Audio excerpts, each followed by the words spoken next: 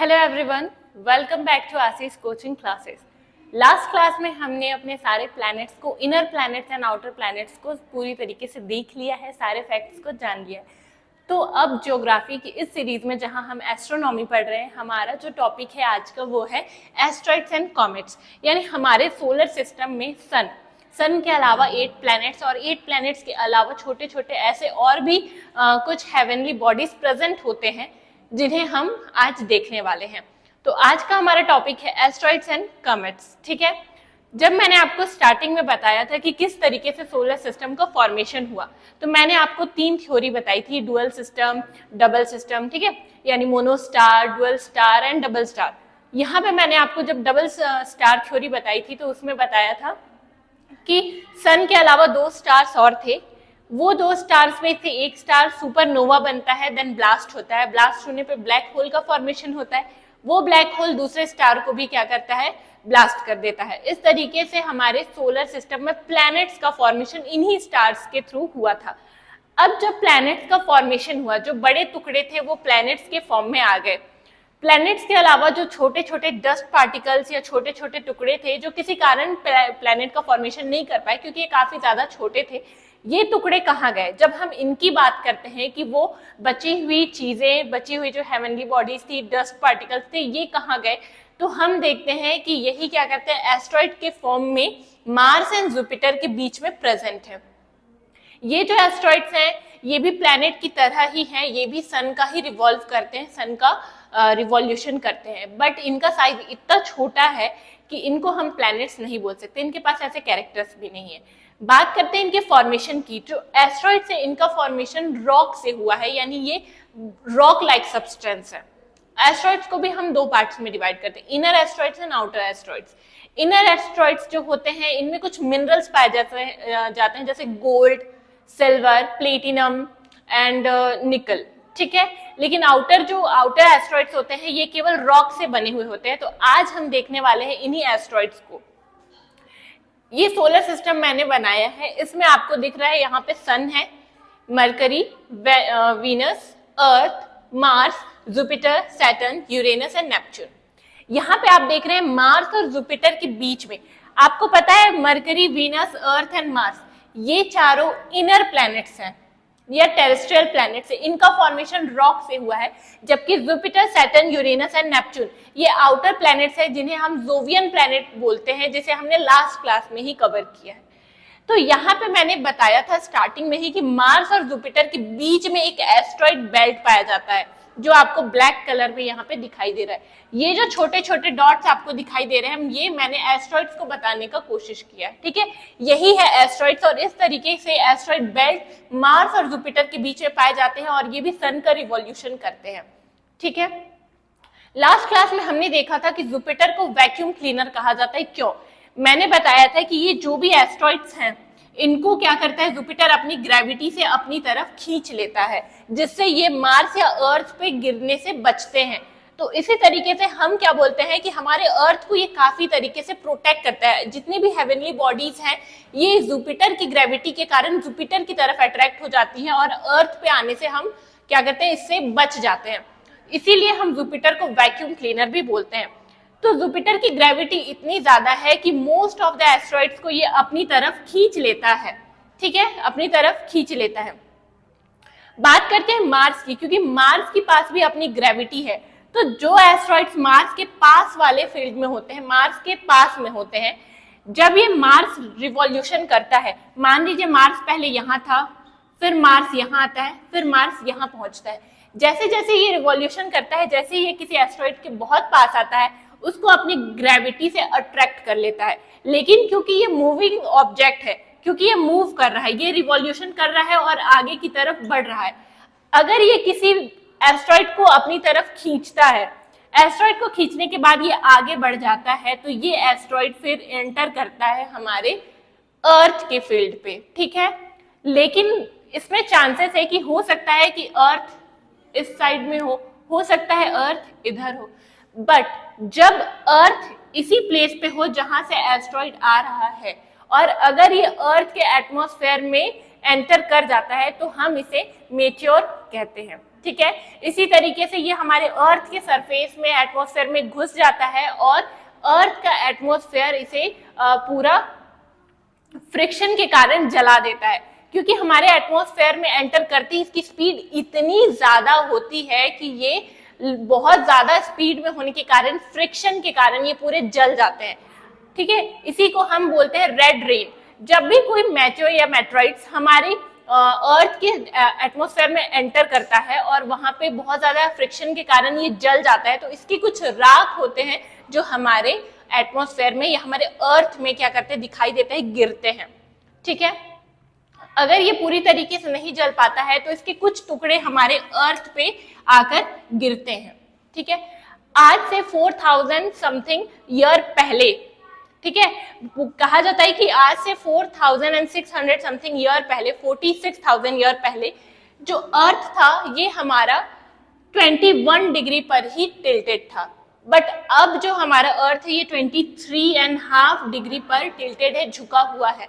इससे क्या फर्क पड़ता है, क्योंकि इसका झुकाव पहले कम था तो हमारा अर्थ 18 आवर में एक दिन पूरा कंप्लीट कर लेता था, 18 घंटे में ही अर्थ का 1 रोटेशन कंप्लीट हो जाता था। बट अब क्योंकि इसकी जो झुकाव है ये 23.5 है और बहुत सारे एस्ट्रॉइड यानी मेटेओर्स, उल्का पिंड गिरने के कारण अर्थ की ग्रेविटी बढ़ जाती है। जैसे कोई भारी ऑब्जेक्ट आपके ऊपर रखा जाएगा तो आपका क्या होगा, वेट बढ़ेगा। उसी तरीके से अर्थ का भी बहुत सारे उल्का पिंड गिरने के कारण अर्थ का वेट बढ़ जाता है, जिससे उसकी ग्रेविटी बढ़ गई है, ठीक है।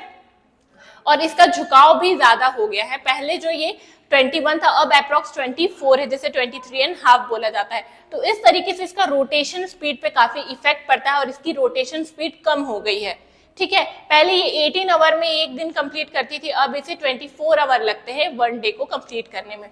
तो इस तरीके से कुछ इफेक्ट्स है जो हमारे एस्ट्रॉइड के कारण पड़ते हैं। जब भी कोई एस्ट्रॉइड यानी मेटेरॉइड्स हमारे अर्थ पे गिरता है तो इससे काफी इफेक्ट पड़ते हैं। जैसे ये जब एटमॉस्फेयर में एंटर करने के बाद, यहाँ पे एंटर करने के बाद जब ये जल जाता है और जलकर जब हमारे अर्थ पे गिरता है तो हमें अपने एटमॉस्फेयर में रेड कलर की लाइट या रेड कलर का रेड कलर दिखाई देते हैं, जिसे हम रेड रेन बोलते हैं।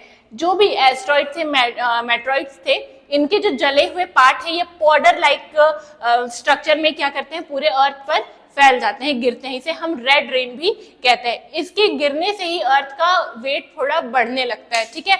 अब क्योंकि ये हमारे एटमॉस्फेयर में जले हैं, इनके जलने से हमारे एटमॉस्फेयर में ग्लोबल वार्मिंग भी बढ़ती है, ठीक है, यानी गर्मी बढ़ती है, ग्लोबल वार्मिंग भी यहाँ पे बढ़ती है।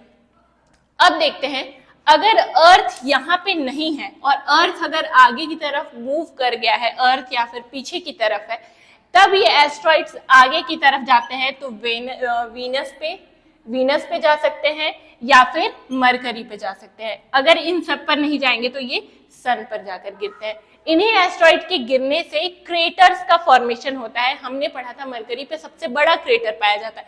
इन सारे क्रेटर्स का फॉर्मेशन एस्ट्रॉइड के ही गिरने से हुआ है। अब हमारा बात करते हैं हम, हमारे पास है एक नेचुरल सैटेलाइट जिसे हम बोलते हैं मून।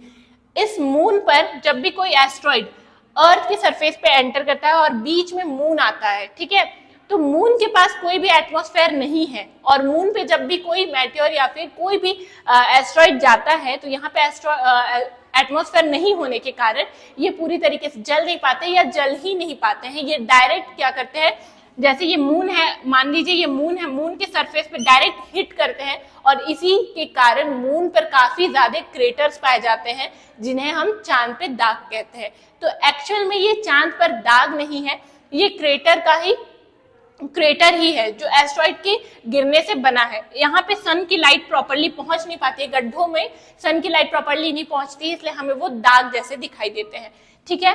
तो अब हमने बात किया कि अर्थ पर गिरते हैं तो क्या होता है, बाकी प्लैनेट्स पर गिरते हैं क्या होता है, और सन पर भी गिर सकते हैं अगर ये रास्ते में इनको कोई भी प्लैनेट नहीं मिल रहा है तो, ठीक है। क्योंकि सन की ग्रेविटी भी काफी ज्यादा है तो ये छोटे छोटे ऑब्जेक्ट को अपनी तरफ पूरी खींच लेते हैं। तो इस तरीके से हमने देखा कि हमारे मार्स और जुपिटर के बीच में एस्ट्रॉइड बेल्ट पाया जा रहा है।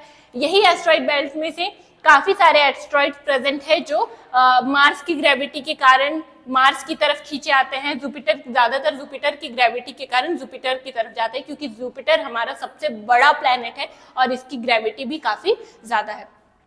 अब बात करते हैं एस्ट्रॉइड में। एक सबसे बड़ा एस्ट्रॉइड है, ठीक है। जो सबसे बड़ा एस्ट्रॉइड है उसका नाम है सेरस। सेरस हमारे सोलर सिस्टम का सबसे बड़ा एस्ट्रॉइड है। यहाँ तक कि ऐसा बोलता है कि ये प्लैनेट के जैसा ही दिखाई देता है, बट इसे हम प्लैनेट नहीं बोलते क्योंकि ये इतना भी ज्यादा बड़ा नहीं है, इसलिए हम इसे ड्वार्फ प्लैनेट बोलते हैं। तो हमारे सोलर सिस्टम में 5 ड्वार्फ प्लैनेट प्रेजेंट है, जिसमें से सेरस एक ड्वार्फ प्लैनेट है, ठीक है। और एक ड्वार्फ प्लैनेट जिसे आप बहुत अच्छी तरीके से जानते हैं, हमने पिछले क्लास में कवर किया था, वो कौन है? प्लूटो। प्लूटो भी एक ड्वार्फ प्लैनेट है। पहले इसे प्लैनेट की कैटेगरी में रखा गया था, बट कुछ कंडीशंस के कारण इसे प्लैनेट की कैटेगरी से हटा दिया गया। तो इस तरीके से हमने आज एस्ट्रॉइड बेल्ट को देख लिया, मार्स एंड जुपिटर के बीच में जो लाई करते हैं, ठीक है। अब हम बात करते हैं कॉमेट्स की।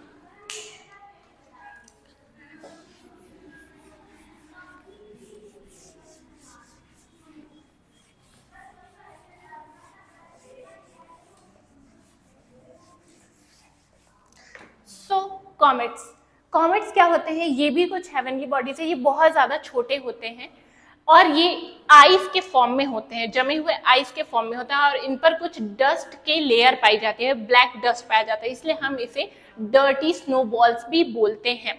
कॉमेट्स को डर्टी स्नोबॉल्स भी बोला जाता है क्योंकि ये स्नो की तरह होते हैं, इनके आइस के फॉर्मेशन में होते हैं और इनके ऊपर पूरा ब्लैक डस्ट पाया जाता है, ठीक है, ब्लैक डस्ट पाया जाता है। अब मान लेते हैं यहाँ सन है, ठीक है। जैसे ही ये सन के पास आते हैं, जैसे ही ये सन के पास आते हैं, ये सन के पास आने के कारण क्या होता है? आइस मेल्ट होने लगता है और मेल्टेड आइस गैस के फॉर्म में चेंज होता है।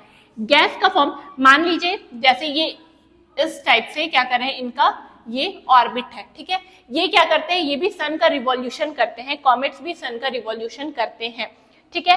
तो जैसे ये रिवॉल्यूशन करते हैं, इनका ये ऑर्बिट है, तो सन की कुछ विंड्स होती हैं या लाइट होती है, वो इस टाइप से पड़ती है, तो इनका एक टेल का फॉर्मेशन होता है। ये गैसियस टेल होता है, यानी आप गैस बोल सकते हैं, और एक होता है आयन टेल, ठीक है, आयन टेल, ठीक। तो यहाँ पे हम देखते हैं कि जो कॉमेट्स होता है वो जनरली कैसे डिवाइडेड होता है। फर्स्ट यहाँ पे एक सेंटर पार्ट होता है जिसे हम न्यूक्लियस बोलते हैं, ठीक है, न्यूक्लियस बोलते हैं। यहीं से ऊर्जा उत्सर्जित होती है, एनर्जी निकलती है। इसका जो बाहर का पार्ट होता है हम इसे कोमा बोलते हैं, ठीक है, कोमा, ठीक। और इसके पास एक टेल पाया जाता है, टेल, ठीक। अब जब बात करें टेल की, टेल हमेशा सन के अपोजिट डायरेक्शन में होता है, टेल हमेशा सन के अपोजिट डायरेक्शन में होता है, और कॉमा इसका हेड होता है। कॉमा क्या होता है? इसका हेड होता है। तो ये क्या करते हैं? अपना रिवॉल्यूशन करते हैं एक ऑर्बिट पे, और इसका जो टेल होता है ये हमेशा सन के अपोजिट डायरेक्शन में होता है, क्योंकि ये आइस से बने हुए हैं। तो जैसे ही ये सन के पास आते हैं, आइस मेल्ट होता है, और आइस मेल्ट होने के बाद ये गैसियस फॉर्म में दिखाई देता है, जो काफी ज्यादा सन की लाइट के कारण काफी ज्यादा चमकीले दिखाई देते हैं। और इनका जो डस्ट पार्टिकल है, जो ब्लैक डस्ट है, ये इसी के आसपास क्या होता है? न्यूक्लियस के आसपास ही ऐसे घूमते रहता है, जिससे काफी ज्यादा शाइनी दिखाई देता है। इसका हेड बहुत ज्यादा डेंस दिखता है, जबकि इसका टेल उतना ज्यादा डेंस नहीं दिखता है, बट बहुत ज्यादा शाइनी दिखता है। तो कॉमेट्स बहुत शाइनी हेवनली बॉडीज होते हैं, ठीक है। अब बात करते हैं, अगर ये भी सन का रिवॉल्यूशन करते हैं तो प्लैनेट्स से कभी टकराते क्यों नहीं है? क्योंकि कॉमेट्स और प्लैनेट्स, इन दोनों का जो रिवॉल्यूशन ऑर्बिट होता है ये अलग अलग होता है। जैसे बात करते हैं, ये सन है, ठीक है, सन। तो प्लैनेट्स जो है वो इस तरीके से रिवॉल्व कर रहे हैं, ठीक है। ये प्लैनेट्स का रिवॉल्यूशन है, ऑर्बिट है, प्लैनेट का रिवॉल्यूशन ऑर्बिट है। जबकि जो कॉमेट्स होते हैं उनका रिवॉल्यूशन ऑर्बिट कुछ इस तरीके से होता है, वो इस तरीके के फॉर्म में सन का रिवॉल्यूशन करते हैं, ठीक है। तो ये कभी भी क्या होता है? प्लैनेट से नहीं टकराते हैं। कुछ ऐसे कॉमेट्स हैं जो हमें हर साल दिखाई देते हैं, कुछ ऐसे कॉमेट्स हैं जो हमें दिन में भी दिखाई देते हैं, जबकि कुछ ऐसे कॉमेट्स हैं जो 76 ईयर्स पे एक बार या 7600 ईयर्स पर एक बार हमको दिखाई देते हैं, ठीक है। तो यही कॉमेट्स का फॉर्मेशन। इसमें जो पार्ट्स होते हैं इसके, जो हम बोल सकते हैं कॉमेट्स के पार्ट, इसमें हेड होता है, टेल होता है, हेड को हम क्या बोलते हैं? कोमा, ठीक है। और उसी के अंदर न्यूक्लियस प्रेजेंट होता है, जहां से एनर्जी क्या होती है? रिलीज होती है, और डस्ट पार्टिकल उसके आसपास होते हैं, जिससे ये काफी ज्यादा शाइनी दिखाई देता है। ये हमेशा सन का रिवॉल्यूशन लगाते हुए दिखाई देते हैं। कुछ कॉमेट्स 3 साल में एक बार, कुछ कॉमेट्स 76 ईयर में एक बार दिखाई देते हैं। तो इस तरीके से आज हमने एस्ट्रॉइड एंड कॉमेट्स के चैप्टर को पढ़ लिया है, इसके बारे में काफी चीजें जान ली है। ठीक है, अब हमारा जो टॉपिक बचा है वो है अर्थ, जिसे हम नेक्स्ट क्लास में करने वाले हैं। अगर आपको ये वीडियो पसंद आया हो तो please like, share and subscribe करिएगा। And thanks for watching.